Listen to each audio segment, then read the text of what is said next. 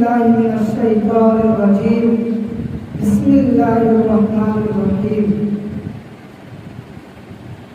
والذين أوتوا العلم درجات وقال تعالى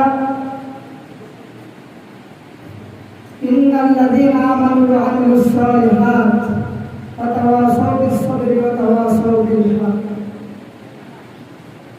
وقال رسول الله صلى الله عليه وسلم طلب العلم فريضة على كل مسلم إلى آخر। সম্মানিত হাজির, আমরা আজকে এখানে উপস্থিত হয়েছি আমাদের কারো সন্তান, কারো ভাই, কারো ভাতিজা, এমন অনেকেই এই মাদ্রাসায় লেখাপড়া করে। এই জন্য তাদের অভিভাবক সম্মেলনের আয়োজন করা হয়েছে। এজন্য আমরা